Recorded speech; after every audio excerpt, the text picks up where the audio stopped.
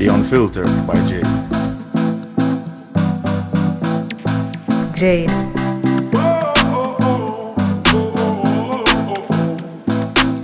Welcome to the Unfiltered by Jade, where we educate, empower, and entertain. Feel free to like, share, subscribe, download, donate, and make everybody know about this.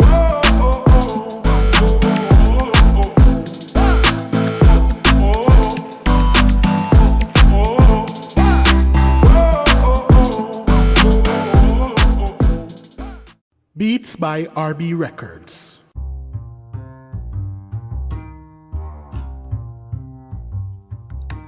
Shopping assistance, your style, your budget. Our services include online and local shopping for individuals and businesses, personal shopping, purchasing of company and office supplies, importing and exporting small packages across Jamaica and worldwide, and helping you find unique gifts and items for all events and occasions. Contact us at 876-919-5195 or shoppingassistance2015@gmail.com. Shopping Assistance, your style, your budget. Welcome back to the Unfiltered by Jade. Today we have with us here a special guest. Her name is Pamela Carmichael, and she is the Money and Life Success Coach. Now, we're here today to speak about the number one mistakes that keeps divorced women financially stuck. Now, this is going to be an interesting topic, right? Yeah, so I want to say welcome to you, Pamela. Hi, Jade. Thank you for having me. It's a pleasure to be here. It's a pleasure to have you. It's a pleasure to be speaking with you and to get this information that we need, right? Mm-hmm. I want us to jump into it. So, Pamela, from your perspective, what is the number one mistake that keeps divorced women financially stuck? Well, I would say there are a lot of challenges that we face during and after the divorce process. Okay. So you're not dealing with just, the legalities, but you're dealing with emotional stuff for yourself. And if you have children, you're dealing with how they are addressing this separation that has occurred. But then you're also dealing with the financial aspect. Yes. So to me, I find, based on my experience on what I have seen personally, because I'm divorced, and what I have seen with other ladies is that we don't take time to pause. And when I say don't take time to pause, I'm talking more so from the perspective of just giving yourself the chance to process what's happened and what is happening. So again, it may be from a relationship standpoint, but also from a financial standpoint. When you are going through the divorce process, generally speaking, yes, you deal with the legalities of it, but coming out of that, you are now in the position of being a single person and possibly a single parent, and you have a lot to do. So you are now standing on your own, so to speak. Yes. So you've got to take a step back and just digest that. And in the process of digesting that, rest. Because the mistake is, oh my God, this has just happened to me. And what am I going to do? And you try to do so many things. And because you haven't really sat down and thought it through clearly, you find yourself all over the place. And you find yourself in a place of more distress than rest. Okay. How does this mistake usually show up in the early stage after divorce? I would say one of the things, like I kind of mentioned just now, you operate in what I call catch-up mode. So you deal with the money thing as it comes. So in a case like that, you find that you end up maybe forgetting to pay your bills, or you just deal with it when it's necessary. So you don't take money seriously, or you don't take having to manage the money seriously, or you probably just don't want to deal with it in the first place anyways, right? Often as women, we tend to want to make sure we keep at least one thing. We have a lot of sentimentality when it comes to a house. Yes. And you may find that you're in that position where you decide, okay, I want to have the house, but you didn't think it through And now you have this responsibility that is way greater than it was before because Oh you're yeah. not dealing with it on your own versus dealing with it with someone you had at your side before. So that's one issue in terms of catching up. And then the other one that I notice a lot is that sometimes we tend to procrastinate and delay taking action because money can be such an overwhelming aspect of our lives, whether divorce or not. You you kind of like try to put it on pause. The unfortunate thing is that money can't be put on pause. There's always something that you have to do, so you need to be proactive. So I kind of give like an example from that was me in my case. I'm generally pretty proactive. So I dealt with, making the list of things that I have to do after divorce. Okay. And I did most of them, right? But then there was one that I kind of procrastinated on this year. This year, it actually bit me in the bumsy, so to speak. And I had to deal with it then. So basically, a name change on a document that I didn't complete when I went Mm. to do reinsurance on that particular property or asset, it was, well, this is in two names, and if Oh you boy. have to get it Yeah. started out. And so it was a little bit of a friction trying to Yeah. deal with that. So when you have the issue of delaying to deal with stuff, then when you do have to and you're forced to deal with it, a lot of emotion comes up with it, a lot of frustration and anger and all that. You actually feel like if you're going back through the divorce process again. Hey.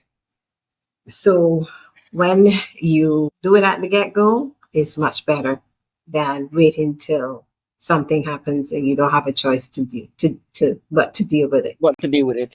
I Yeah. mean, the thing is, though, divorce is not easy, right? No divorce process is easy, and it can overwhelm you to do everything one time. That's just the truth. So there are times, there are things that are gonna come up that you're gonna have to do with sometime probably later down, months down the line, because you can't do everything one time. It's true. We want to be able to get everything done immediately and be over with it and be able to move on from the stage that we're at, Mhm.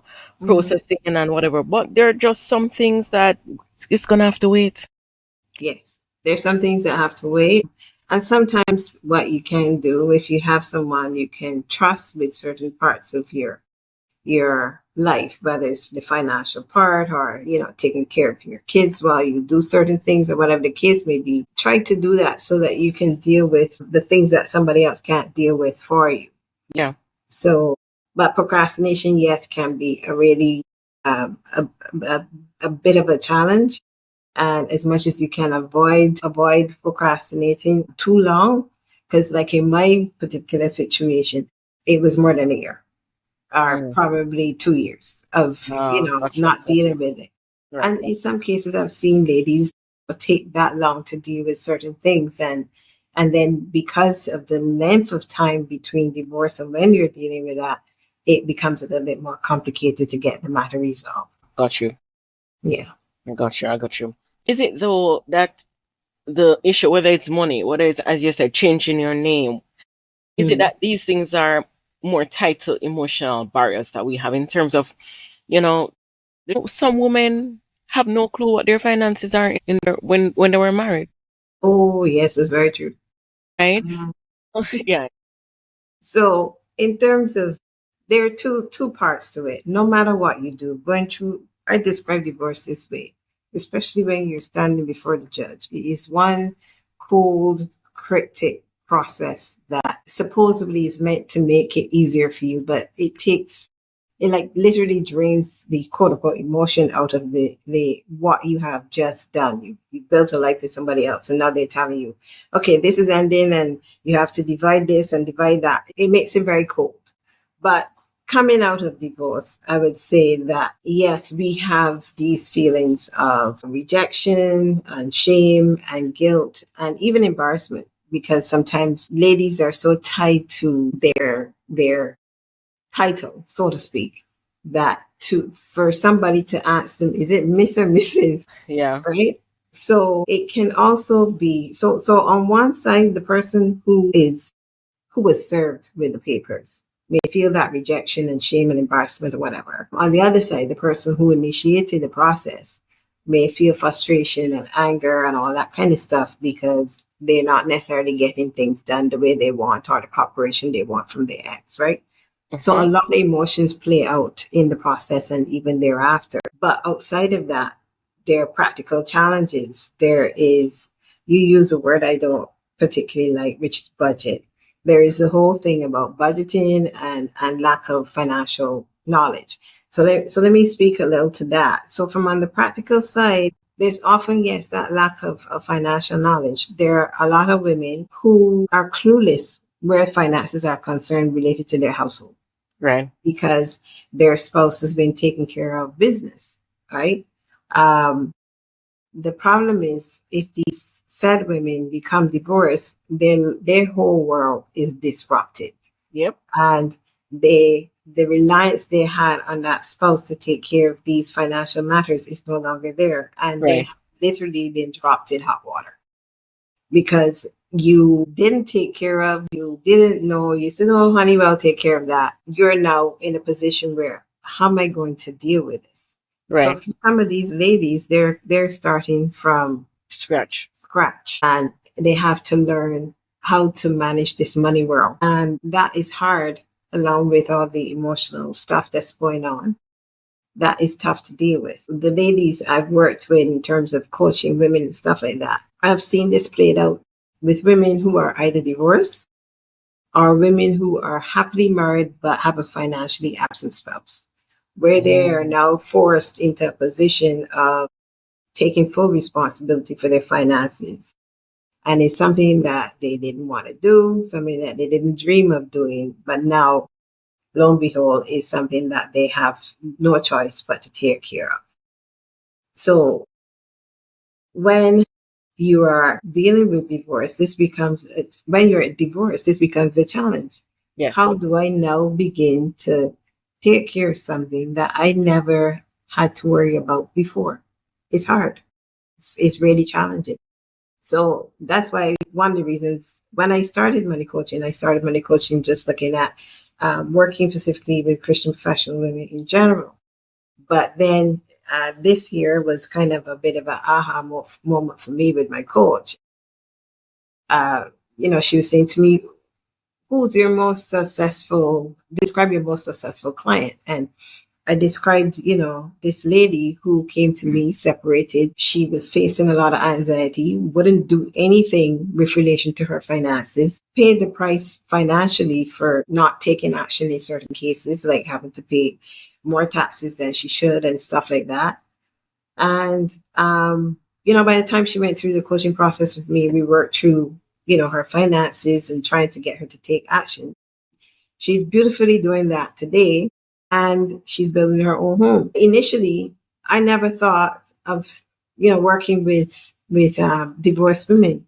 But as I looked back through the history of all the work that I've done, most of the ladies I've worked with were either separated, divorced, or, like I say, having to take full financial responsibility because their spouse wasn't. So ladies have to step up, so to speak, and it's challenging. But yes, we have to step up, and whether separated, divorced, or married, you need to take and become financially responsible, I should say.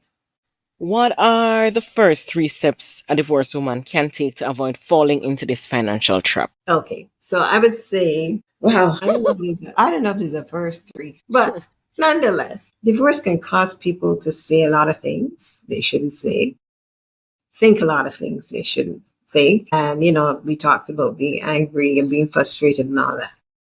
So one of the first things I believe that you need to do is to seek forgiveness for 2 people, yourself and your spouse. Forgive your spouse. Because like I say and we do and we think a lot of things that we shouldn't. And I know people may say, but what does forgiveness have to do with managing your money?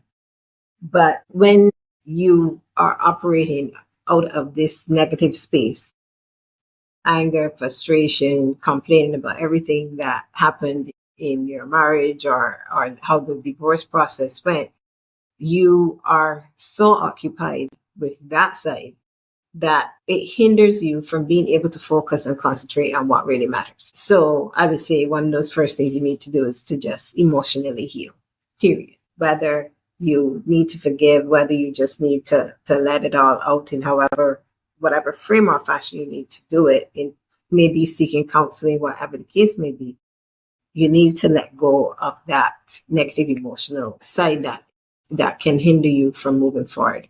When you move from that space, you can bring your life back on track and start to focus on the things that really matter to you. Number two, I would say, outside of emotional healing, outside of forgiveness, organize your documents. Take a really good assessment of what's happening.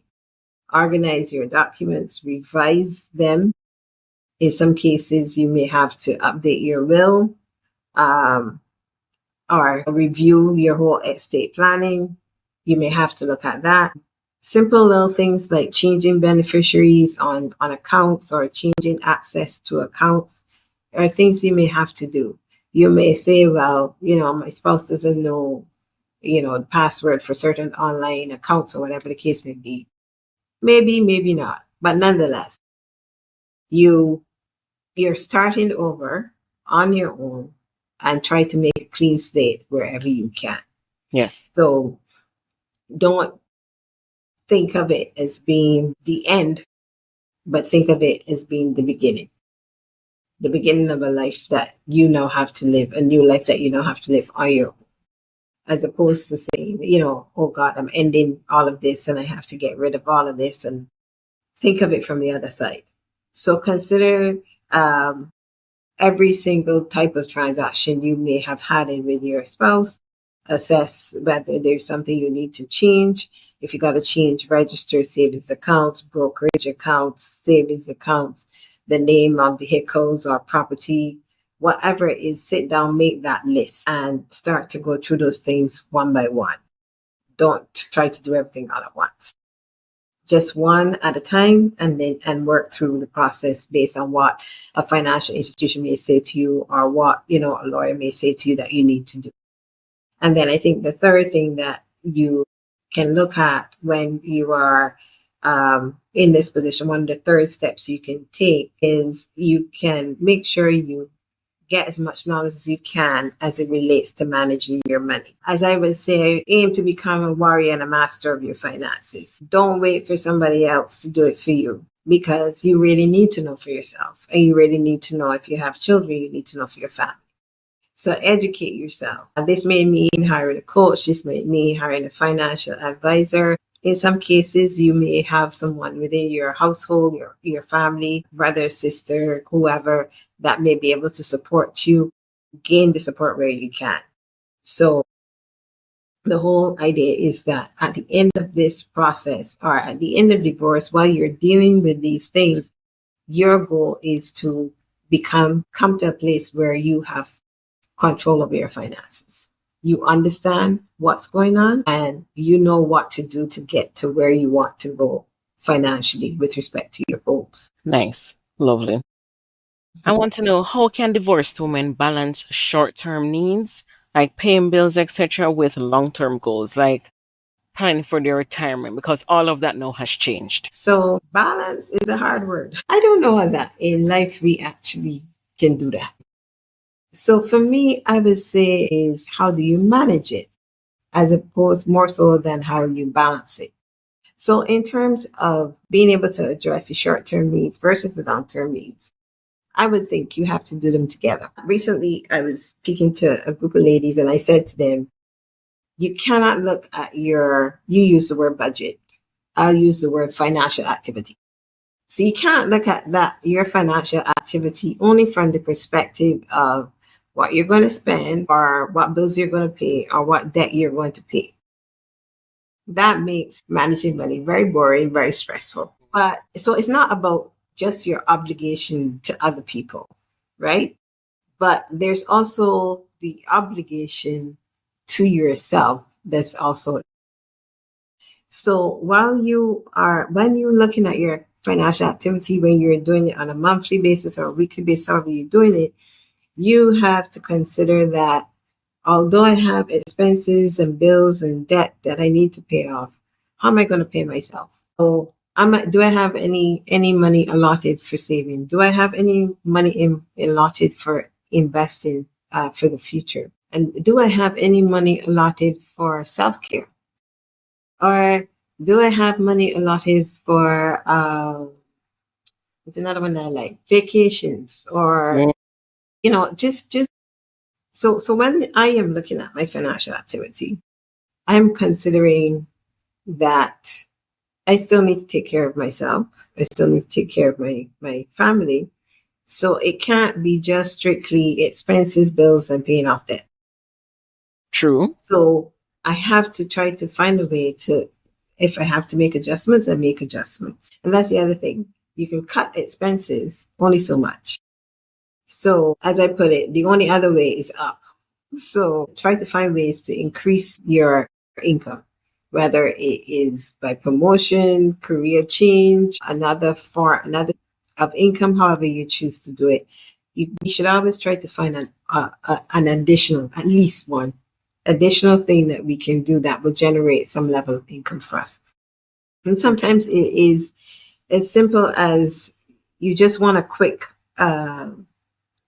cash inlay. There might be things in your house that you can sell. Sometimes we get so sentimental about Yeah, stuff. and attached to stuff.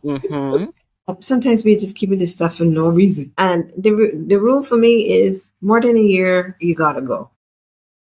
Am I giving it away? Am I throwing it out because it was not useful to me or anybody else, or I'm selling it, right? And if you have the opportunity to sell certain things that you have in your household, the world has opened so much to us that people are very happy to buy secondhand items. So what may not seem like valuable to you, someone else will be valuable to someone else. So nonetheless, in all of this, the balance is really managing and making sure that you manage in such a way that you're considering your immediate, but also your future needs and the fun stuff that you also like to do that, makes you smile a little bit better. Yes. So all these things you need to consider. I want to know, what role does creating a support system, whether financial advisors, coaching, etc., what role do they play in all this? Well, no man is an island. True. No woman either. So we need our friends, we need our families, we need the expert advice, we need the support. As a money coach, my role is to bring the best of you, one, to ensure that when you go through a 6-month coaching process with me, you come out strong. You know how to manage your money, and you can do it confidently, you can do it calmly without stressing. But when I went through the process of divorce, I leaned on family and I leaned on friendships. When I think in terms of either of those two parties first, the family and friends, we all need someone that we can throw stuff at, for want of a better word. We need someone that we can talk things through with, whether it's how you're feeling at the moment, whether it's ideas you have, dreams you have, goals you have. You need someone that you can share these things with.